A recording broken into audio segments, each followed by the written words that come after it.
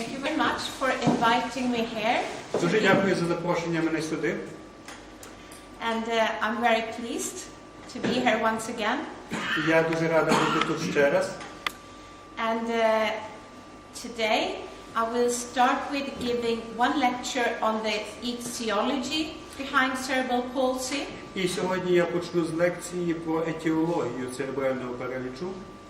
And as we were discussing yesterday, cerebral palsy is a diagnosis of the symptoms. І як ми вже вчора говорили, церебральний параліч – це є симптоматичний діагноз. It's not a diagnosis of etiology. Це не етіологічний діагноз. But when you have a patient with cerebral palsy and you have decided that the patient has cerebral palsy, І коли у вас є пацієнт з церебральним паралічем, і ви прийшли до висновку, що це є церебральний параліч, you want to investigate why does this patient have cerebral palsy? часто ви хочете дослідити, чому ця дитина має церебральний параліч. And what do we know about the etiology in that particular case? І що ми знаємо про етіологію в цьому конкретному випадку? So this lecture is about the current knowledge about the etiology in cerebral palsy. І ця є лекція стосовно сучасної точки зору на етіологію дитячо-церебрального паралічу. And as I said yesterday, the cerebral palsy syndromes, they are very heterogeneous in a lot of aspects. Церебральний параліч є гетерогенним по різних аспектах. Both when it comes to what have happened to the brain and when it happened to the developing brain. З двох сторін. З аспекту, що сталося, який фактор вплинув на церебральний параліч і коли цей фактор вплинув на церебральний параліч. And they are heterogeneous in respect to what is the primary pathology we find in the brain if we do a investigation, for example, a neuroimaging. І так само він гетерогенний стосовно того, яке є первинне ураження мозку, яке ми виявимо за допомогою різних методів нейровізуалізації. And also they are heterogeneous in what sort of symptoms do we find. І він так само є гетерогенний по тому, які симптоми ми побачимо. And it's heterogeneous between different patients in the amount of other comorbidities, neurological comorbidities that exist. І він так само гетерогенний стосовно кількості інших супутніх захворювань, які мають різні пацієнти. And if there is secondary musculoskeletal problems, that's also different between different patients. І так само м'язево-скелетні проблеми є різні у різних пацієнтів. And this means that you have to be very individualized when you think about assessing children and treating children. І треба дуже індивідуально підходити і в процесі обстеження пацієнтів, і їх лікування.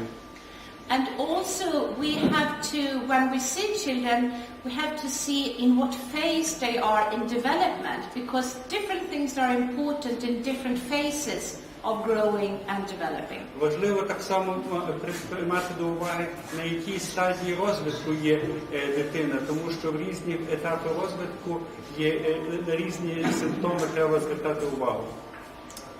And I've got this slide from my friend Kristina Löving that has been here previously.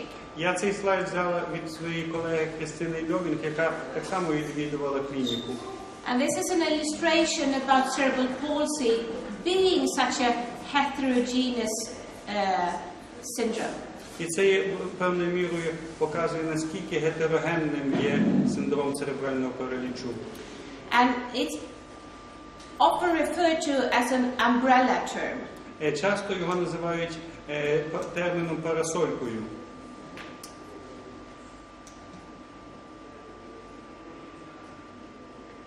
And under this parasol we have all these different children. І ця парасолька об'єднує всіх цих різних дітей. And we have to take care of them all in different ways. І за кожному з них треба надавати допомогу індивідуальним чином. So, when it comes to etiology, the profile, the reason why we have cerebral palsy differs significantly between developed countries and developing countries. Етіологія церебрального паралічу і її різні аспекти дещо відрізняються в розвинених країнах і в тих країнах, що розвиваються. Developing countries mainly being Africa and parts of Asia. Розвиваючі країни – це є країни Африки і частина Азії. In developed countries today, we don't nearly ever see RH immunization with secondary hyperbilirubinemia, and we hardly ever see congenital rubella. В розвинених країнах ми рідко коли бачимо випадки наслідків резус-імунізації з вторинною гіпербілірубінемією і з вродженою рубелою. We don't, for example, nearly ever see Karen icterus anymore. Так само ми дуже рідко бачимо випадки Karen icterusa.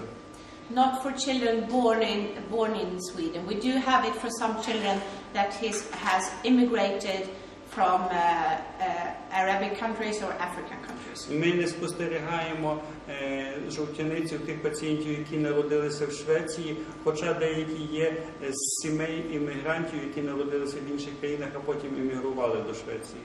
I think this is probably the same for you. Я думаю, що приблизно така сама ситуація є у вас. So, when you talk about etiology, it's important to know that it's, for cerebral palsy, it's mostly a multifactorial disorder. Коли говорити про етіологію, треба мати на увазі, що це є багатофакторний чинник. This idea was originally put forward in the 1950s. Ця ідея зародилася приблизно в 50-х роках минулого століття. The first paper was published in 1955. Перша публікація була надрукована в 1955 році. By Eastman. Надрукована Істменом. And they investigated 100 cases of cerebral palsy, and they found that only 2 of those cases had a perinatal asphyctic event. Вони обстежили 100 випадків дитячого церебрального паралічу, і тільки в 2 було констатований перинатальне ускладнення. That was the first epidemiological cerebral palsy paper. Це була перша публікація по епідеміології церебрального паралічу. But these findings have been reproduced in a lot of large studies after. Але ці дані були відтворені в багатьох наступних дослідженнях. And in the beginning of 2000, the idea of the causal pathway, meaning that there is a sequence of events that eventually terminates in cerebral palsy, was put forward. І тільки в 2000 році була запропонована ідея, що церебральний параліч спричиняється послідовністю різних подій, які в кінці кінців приводять до церебрального паралічу. And in the 2000s, in the late 2000s, it has been more and more clear that there is also a large contribution of a genetic vulnerability. І в дослідженнях після 2000 року щораз більше показується значення генетичної вразливості цих дітей. That interacts with stressors in the environment. яка взаємодіє так само з стресорними факторами оточуючого середовища. To ultimately cause cerebral palsy. І в результаті викликає церебральний параліч. In children born preterm, prematurely, В недоношених дітей 20 to 40% have a genetic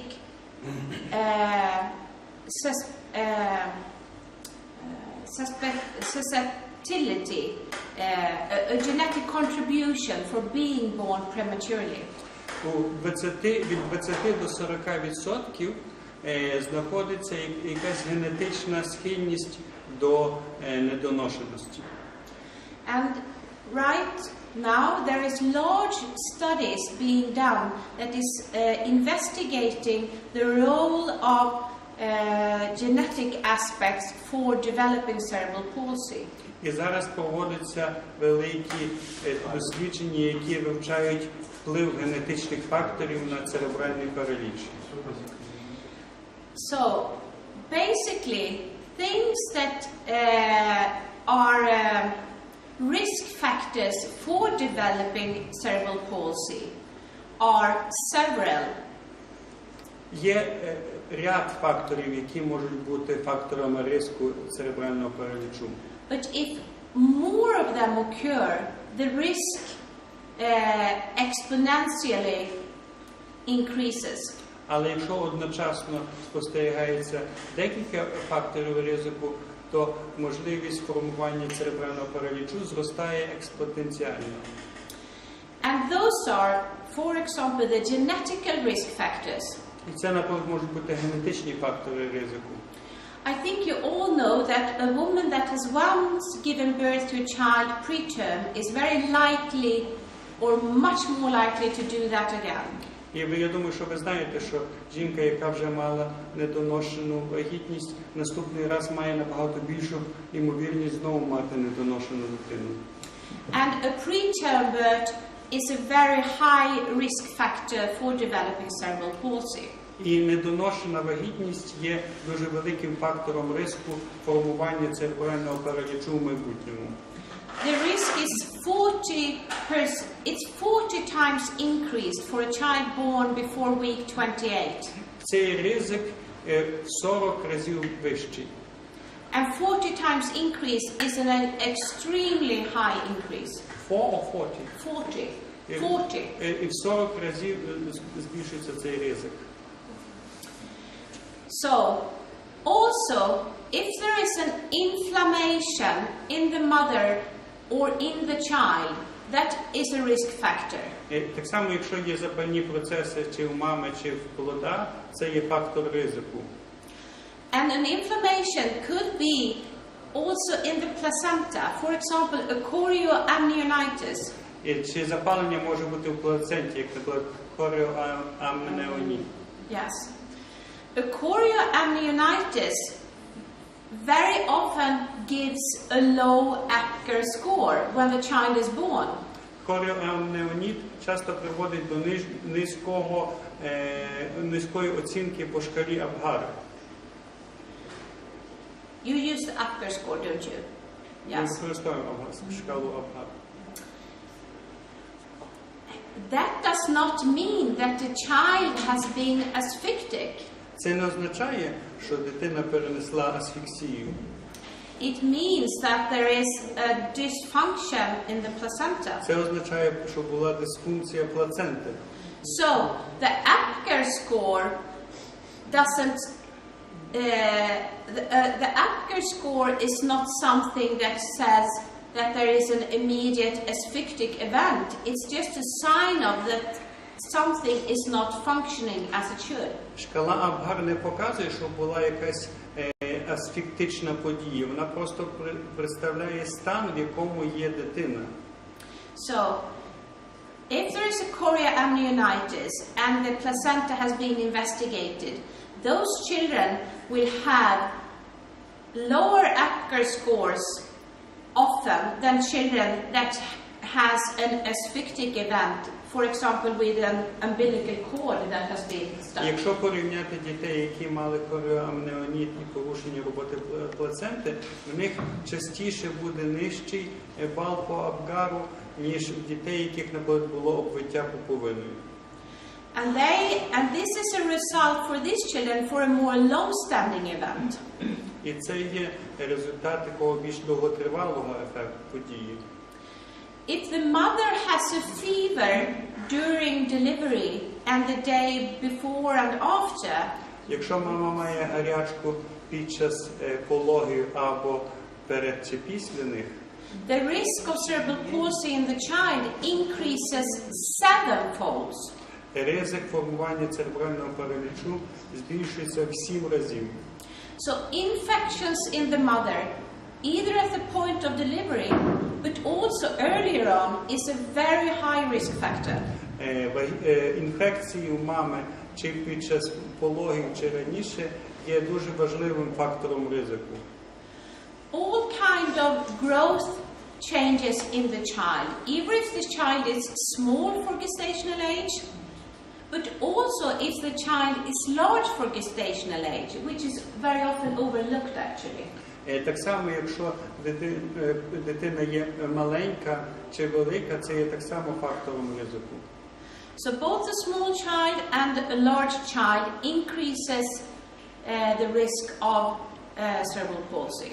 І то, що якщо дитина є менша норми чи більша норми, підвищує ймовірність появи церебрального паралічу. Any form of circulatory changes that the child could have either in uterus as a sign of infection or inflammation in the child or in the mother is a risk factor. Так само признаки порушення кровопостачання плода є фактором ризику. And we know that they often occur if the child is born prematurely. І вони часто відмічаються у випадках недоношеності. That's why we very often have these problems with the bilateral spastic cerebral palsy for children born preterm. І тому ми бачимо, часто спостерігаємо випадки білатерального спастичного церебрального паралічу в недоношених дітей. Because we have these changes in the periventricular areas that is very sensitive to circulatory changes. І в таких випадках часто ми спостерігаємо за змінами в перевентрикулярних зонах, які є дуже чутливі до ураження. But the most important thing is that it's very seldom that a single event causes cerebral palsy. Але дуже рідко є, що тільки один фактор спричиняє церебральний параліч. A single event such as a placental abruption or an umbilical cord that is stuck is probably less than 3 or 4% of all cases of cerebral palsy. Наприклад, якщо тільки обвиття пуповиною один ізольований фактор, то він приводить тільки, можливо, до 3% серед загальної кількості пацієнтів. And as I said before, if you have a low Acker score and a child is born with a respiratory depression, that does not mean that you can say the child has cerebral palsy due to a perinatal asphyctic event. Якщо дитина родиться з низьким балом по Апгар-шкалі і має респіраторну депресію, не можна казати, що в неї є сформувався в майбутньому церебральний параліч за рахунок події, яка була під час пологів. It could be very well the result of the as I said, a chorioamnionitis that has given the child problem for a long period prior to being born. Це могло бути так само спричинене хоріоамнеонітом, який вже був протягом довгого часу ще перед пологами. Or a stroke occurring intrauterine several weeks earlier, but the child is not well still. Чи, наприклад, крововиливу, який був декілька тижнів ще до пологів.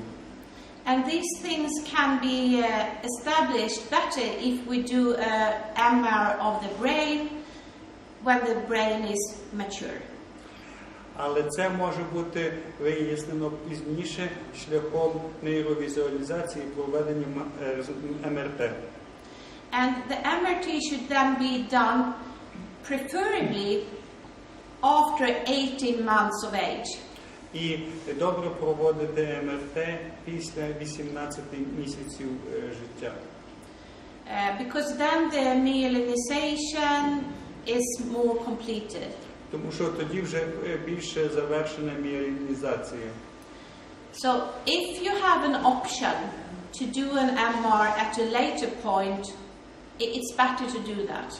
Якщо у вас є вибір і ви можете пізніше провести МРТ-дослідження, краще відкласти його.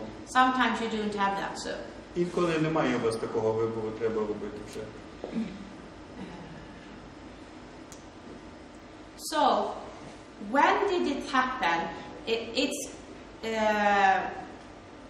It's quite good to think about the timing in relation to gestational age, because most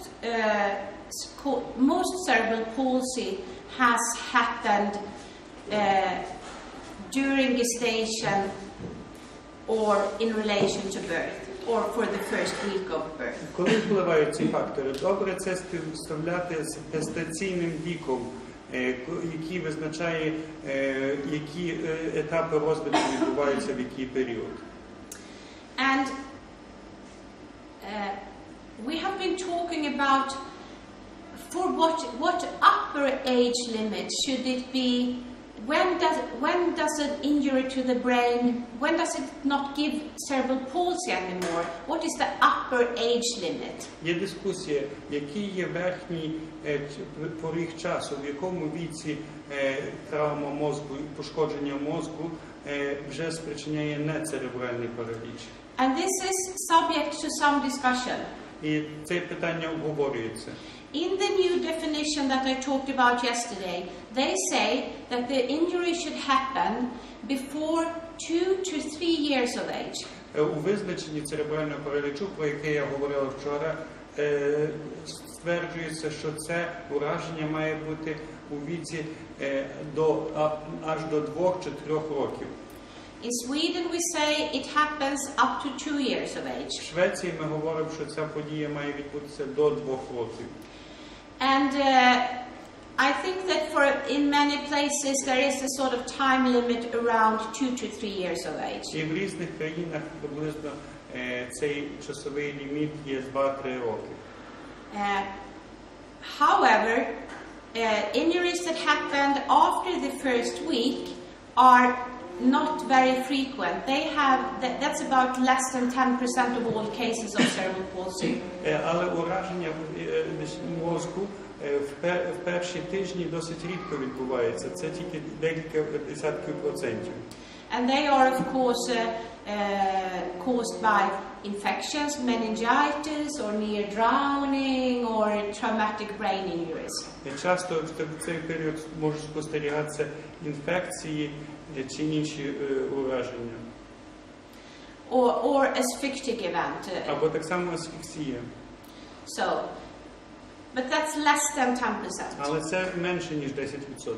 But these children will develop problems and symptoms of the motor system that needs to be taken care of in the same way as if they had a problem at around 1 week of age. Але в цих дітей формується так само порушення моторики, і за ним їм треба надавати приблизно таку саму допомогу, як і тим дітям, які мали ураження в період 1 тижня. For 90% of the children, it's possible to say, to describe with respect to gestational age. В 90% випадків їх можна характеризувати і описувати відповідно до їхнього гестаційного віку. And as I said yesterday, anything that happens during the first 20 weeks, irrespective of it's caused by inflammation, asphyxia, or infection will all result in a malformation.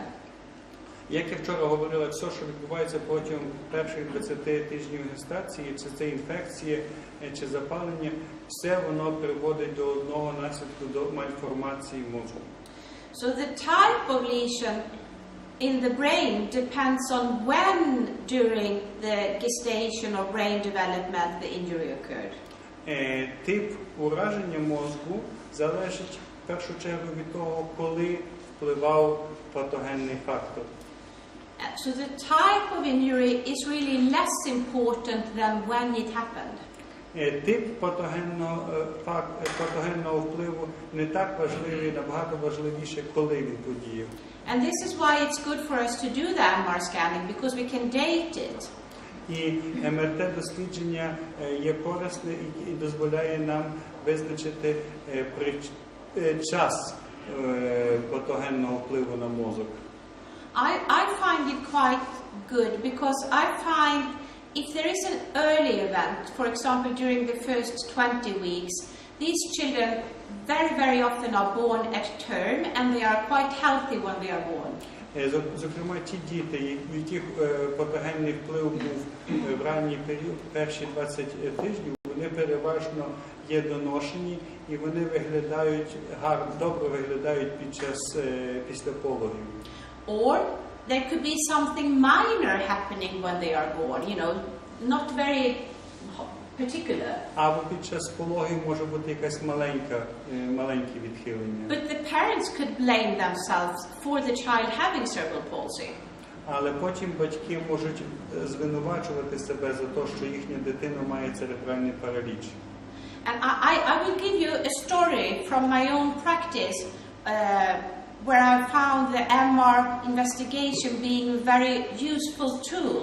І я хочу привести вам історію з моєї власної практики, яка показує, що МРТ-дослідження є дуже важливим. It was a father, the son was 15 years old and he had a unilateral cerebral palsy and he had never done any MR scan. Дитина мала 15 років, вона мала односторонні ураження, але жодного разу не проводилось МРТ-дослідження. And the son was born at home. It was a very fast delivery. So the father helped the mother to deliver the child at home. Дитина народилася в домашніх умовах. Це були дуже стрімкі роди, і батько допомагав мамі в процесі пологів. Later on, when the boy was 6, the mother died of breast cancer. Коли дитині було 6 років, мама померла від раку легенів. The father always felt very guilty. He thought that he did something wrong at delivery because the boy had this cerebral palsy. Батько весь час почував себе дуже винним. Він вважав, що він щось неправильно зробив під час пологів. So when the boy was 15, we did this MR scan of the brain. І коли дитина мала 15 років, ми провели МРТ-дослідження. And then we saw that he had a unilateral malformation. І ми побачили, що в дитини є одностороння мальформація. And then we could say, I could tell the father that this event happened very early during pregnancy. It had nothing to do with delivery. І на основі цих даних я могла сказати батькові, що ураження мозку відбулося доволі рано, і сам процес пологів не мав жодного впливу на формування церебрального паралічу в наступному.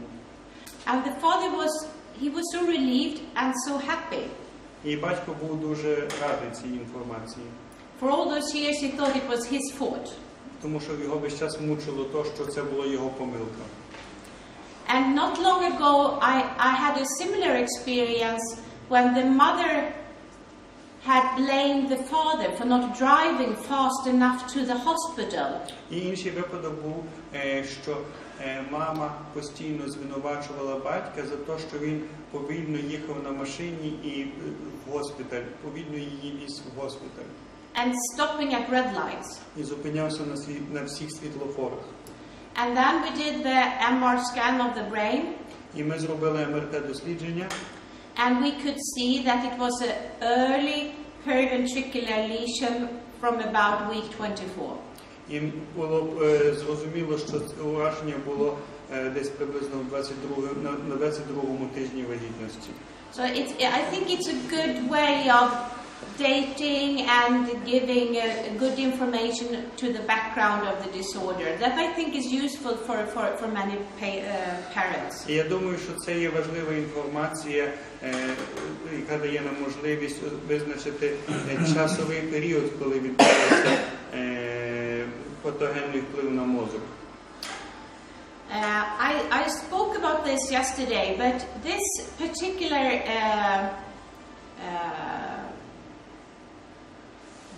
I'm lacking the English word. This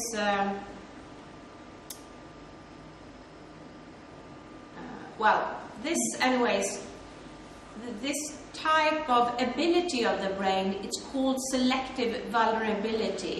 That the brain, depending on when, during the maturation of the brain, different impacts results in totally different types of injuries.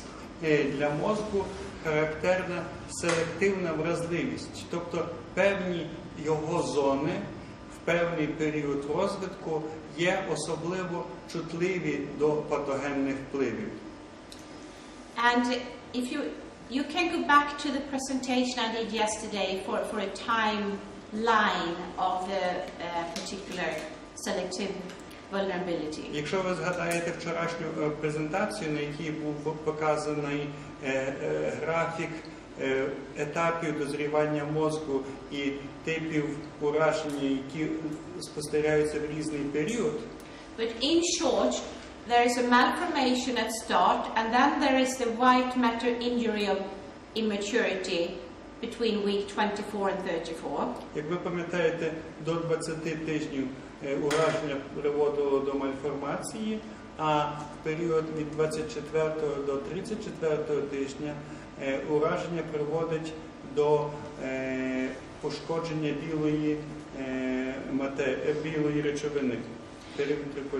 Yeah, it has often been called periventricular either hemorrhage, PVH, or leukomalacia when it's more bilateral. Часто воно називається або перівентрикулярна геморагія, або перівентрикулярна лейкомаляція, коли є більше білатеральна. Very often today it's called white matter injury of immaturity.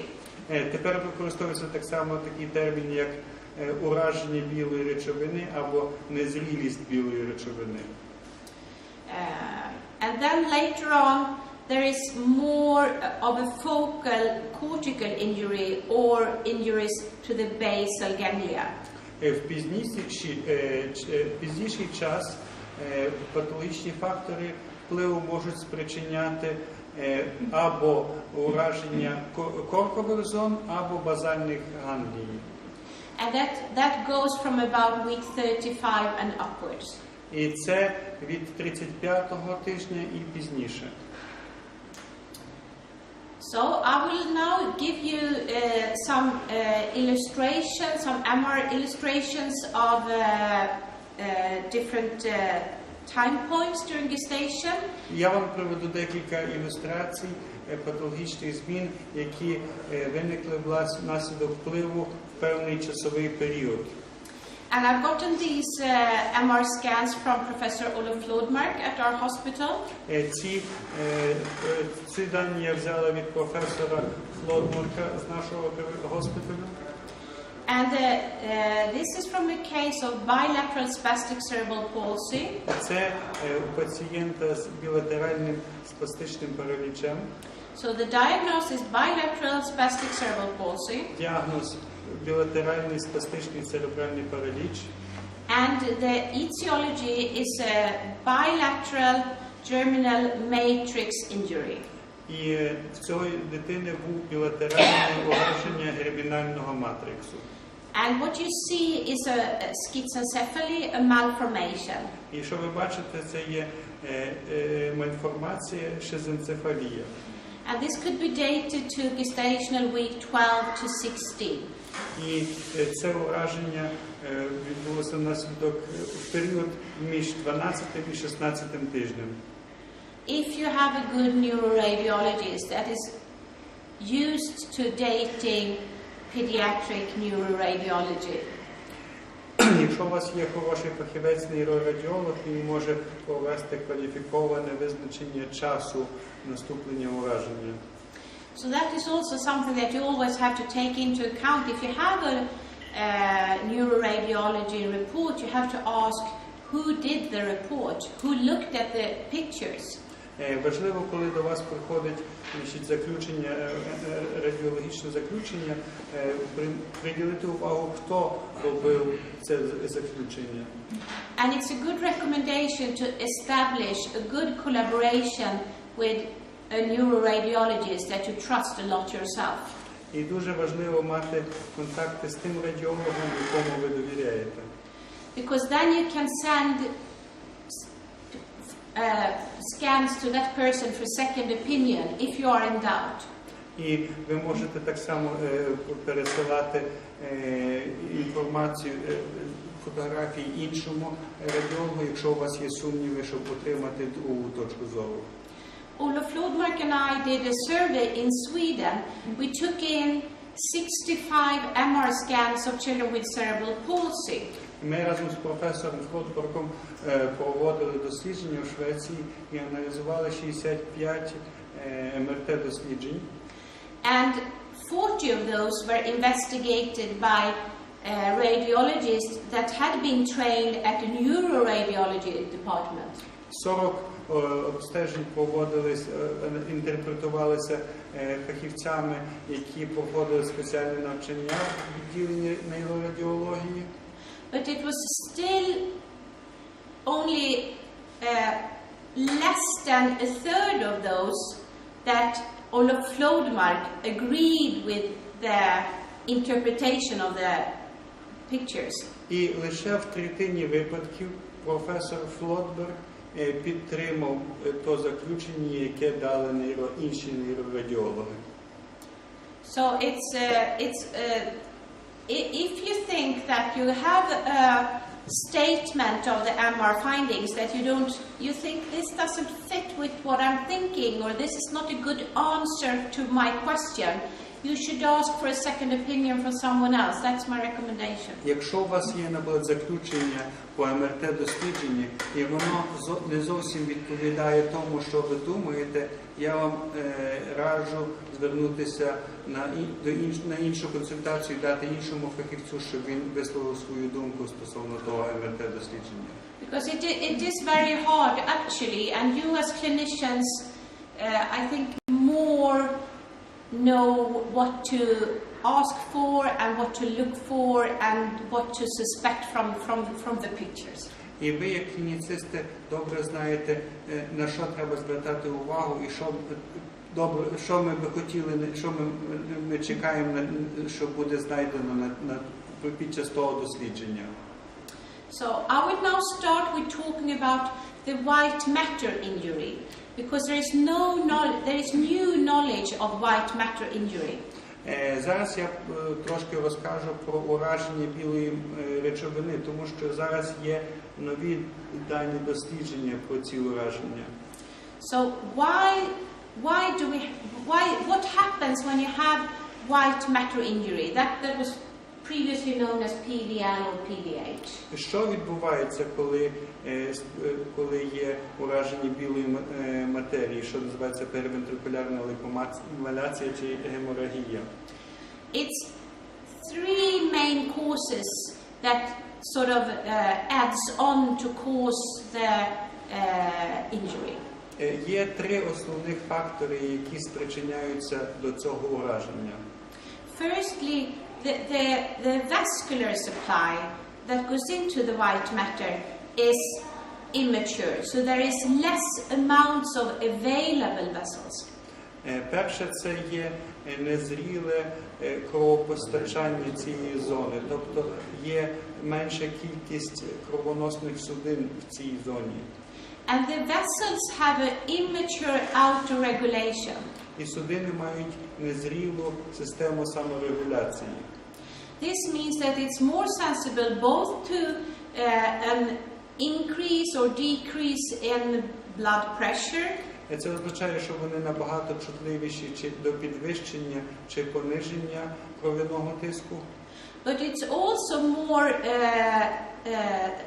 sensible or sensitive if there is a reduction in the blood flow of the brain, of the infant І brain. так само вони дуже особливо чутливі, якщо є зниження кровопостачання цієї зони. And what is also known, which is quite new knowledge, is that there is a specific vulnerability of the pre-myelinating oligodendrocytes of the brain. І останні дані вказують, що так само є специфічна вразливість олігодендроцитів ще на етапі премієлінізації. And they get injured and start a process of inflammation in the white matter. І вони уражуються, і в них починається запалення в період в білій речовині, коли вони знаходяться в білій речовині. And that process is not only confined to the area of the periventricular substance. І ця подія відбувається не лише в зоні перевентрикулярній зоні. This inflammation is widespread all through the brain. Це запалення поширюється широко по мозку. And could be found in white matter all over the brain. І може виявлятися в білій речовині по всьому мозку. And this is the explanation too why children that has an injury of this type very often have other comorbid neurological symptoms such as cognitive impairments. І це є так само відповіді на те, чому діти з таким ураженням мають інші супутні захворювання, зокрема, наприклад, розумові порушення. Or behavioral problems. Чи поведінкові відхилення. Or a seizure problem. Чи судоми. Because it's not only the area by the ventricles that is injured, it's much more of the brain that is part of the inflammation. Запалення спостерігається не лише в зоні білої, маленькій зоні білої речовини, але й так само по всьому мозку. So, if you have a white matter injury, you will always have a spasticity in the lower extremity. Якщо є ураження в білій речовині, завжди буде спастика в нижніх кінцівках. But often you will also have problems in the upper extremities, the arms. Але так само можуть бути проблеми в верхніх кінцівках. But it's mostly so that you have more problems in the legs than in the arms. Але переважно ураження більші є в нижніх кінцівках, ніж у верхніх. And you have an injury to the corticospinal tracts and the tracts on the sides of the corticospinal tracts. There are injuries or not? They are injured. Так само є ураження кортикоспінальних трактів і тих трактів, які знаходяться по сусідству. I will talk about that specific mechanisms later on the motor symptom lecture. Я говорю про ці ураження трошки пізніше в лекції про моторні симптоми дитячого церебрального паралічу. And as you can see here on this homunculus, Як ви бачите на цьому гомункулюсі, so depending on how much of the white substance that is affected, в залежності від того, яка кількість білої речовини уражується, or reduced, або недорозбивається, you will, in the typical case, start having symptoms from a bottom up симптоми розвиваються знизу вверх. organization. So you will typically start with having symptoms from the toes, then the ankle, the knee, and upward. Переважно ураження починається від пальчиків ніг, потім до гомілок, колін і вище. And the larger the injury, І чим більше зона ураження, the more upward the engagement. Тим більше уражаються верхні, ураження підсуваються вверх. If you have a white matter injury, there has been a lot of studies that has compared the date of the injury and the type of the, if it has been a leukomalacia or a hemorrhage, and the symptoms.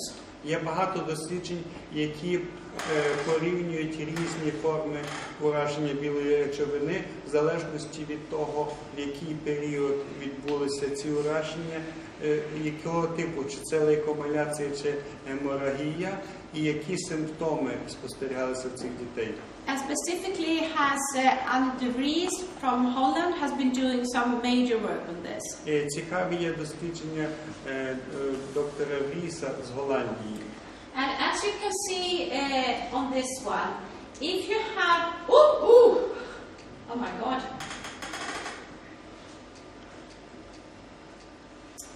So I wanted to do this. If you have a hemorrhage, you will see that many of these patients have an injury type that has happened more early in the gestational age as compared as those that have a leukomalacia that is more of a bilateral thing. Як ви бачите, у випадку геморагії ураження переважно буває швидше в часовому періоді, ніж при лейкомаляції.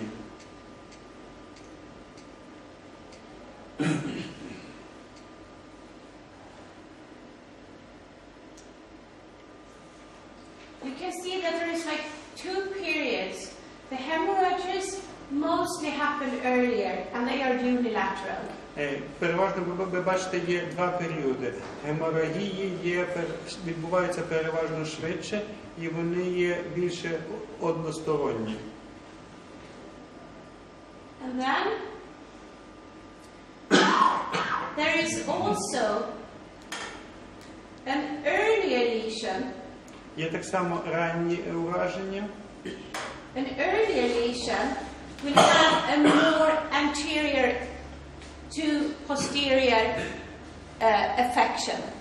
І, значить, ранні ураження переважно спричиняють більш ураження передніх зон. Of the periventricular substance. Передніх зон перевентрикулярних волокон. But if you have a very late periventricular lesion, around week 36, that will be a very posterior lesion.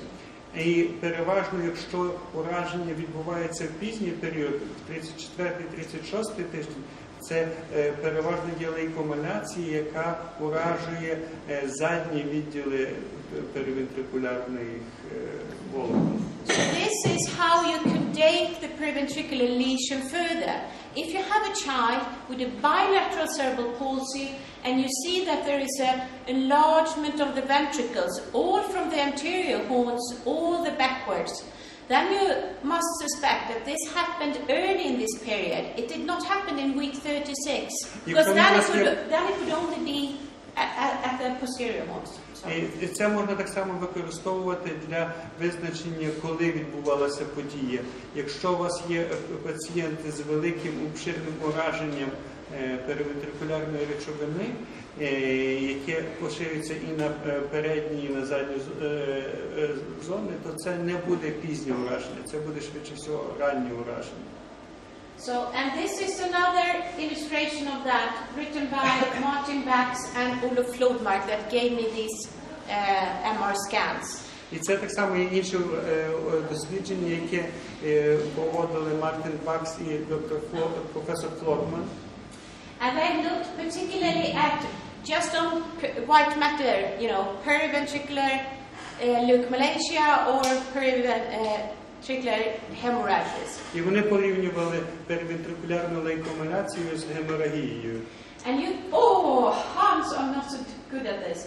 You can see these children that has a spastic quadriplegia or bilateral cerebral palsy with a low gross motor function, І ці пацієнти, які мали спастичну тетрапlegію з низьким моторним розвитком, they will nearly always have a substance reduction from the front to the bottom.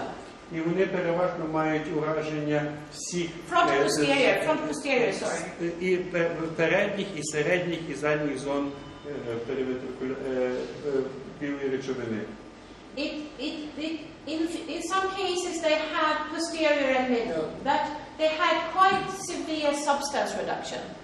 І інколи вони мають тільки ураження задніх зон, але в них є виражена клінічна картина.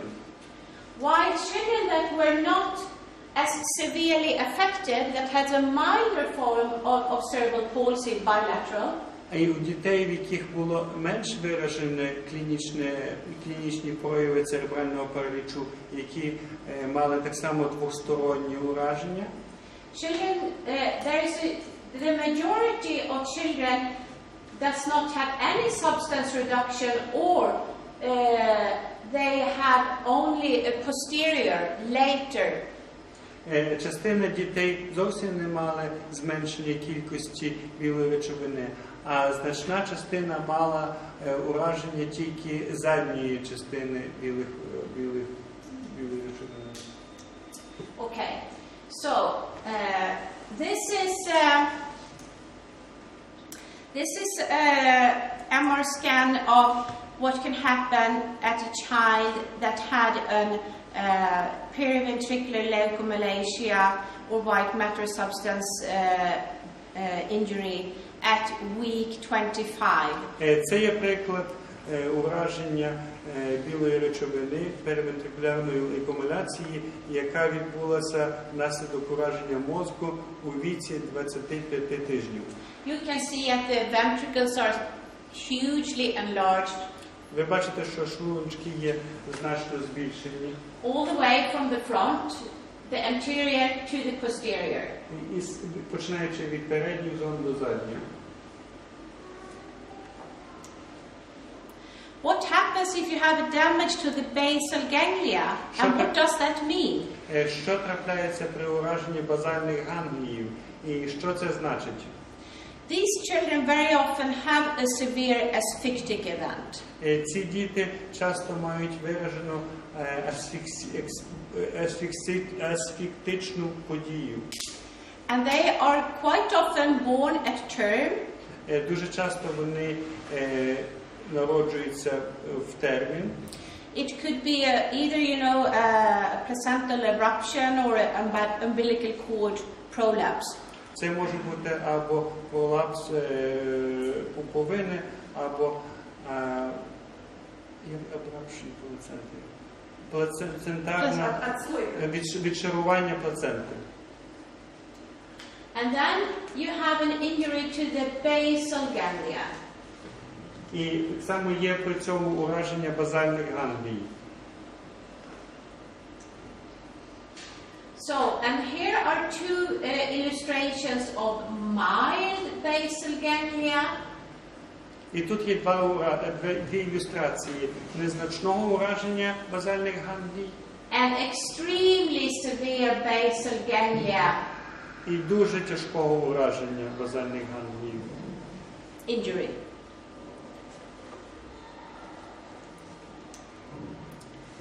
So, in the study that Martin Baxen and Flodmark did, they evaluated 351 MR scans. В дослідженні, які проводили Мартин Бакс і Флодмарк, було обстежено 351 МРТ-дослідження. And they saw that in 42% had white matter lesions of immaturity. І в 42,5% ці пацієнти мали ураження чи незрілість білої речовини. And about 13% had basal ganglia damage. У майже 13 випадках було ураження базальних ганглій. And 10% had cortical, subcortical damage. В 10% було ураження коркових чи підкоркових структур. And as you see, 7% had focal cortical infarcts. У 7% були фокальні коркові інфаркти. About 9% had malformations. У 9% мальформації. And about 12% had normal imaging. Приблизно у 12% були нормальні дані МРТ. And this is important. A normal neuroimaging does not mean that it's not cerebral palsy. І що важливо, що навіть якщо є нормальні дані МРТ, це не заперечує діагноз дитячого церебрального паралічу. Because in every study, the figure is around 10% normal imaging. Приблизно в 10% випадків при дитячому церебральному паралічі є зовсім нормальні дані МРТ. Of course, if we have a normal neuroimaging, we have to be extra careful that all other criteria is fulfilled for a diagnosis, I would say. Нам треба бути особливо обережними у випадку, коли є нормальні дані МРТ. Треба, щоб всі інші діагностичні критерії однозначно вказували на церебральний параліч. But if there is a very clear clinical picture and a clear history of the motor development, I often explain to the parents that it's probably micro changes of the brain, such as inflammation, that we can't see with current techniques.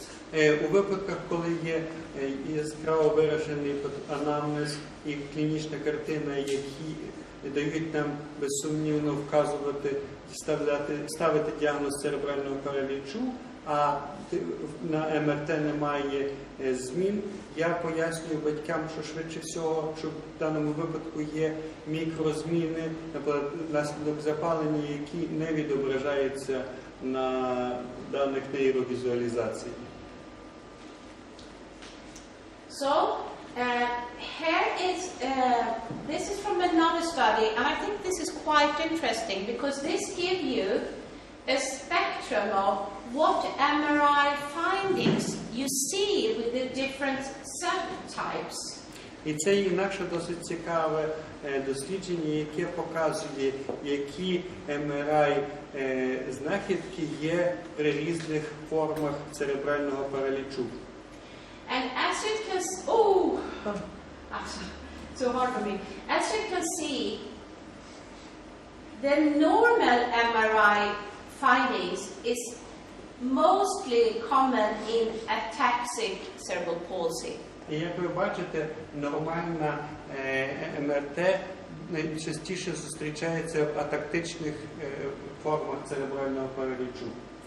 If you have what we call the, this is an old study, so they still use this old terminology. Це є ще попередні дослідження, старіші, і в них ще використовується стара термінологія. So if you say, if you have the quadriplegic spastic cerebral palsy, there is actually about, I think, 4% that had a normal MR scanning, so that's not very much. У випадку тетрапlegії, спастичної тетрапlegії, нормальні дані МРТ є приблизно десь у 8% випадків. But it's interesting to see, I think, that there is a very large variety of the neuroradiological findings that you can see. І дуже цікаво, що в цьому випадку тетрапlegії є дуже велика різноманітність уражень, які можуть приводити до захворювання. Різноманітність територіальна і качественна? Територіальна.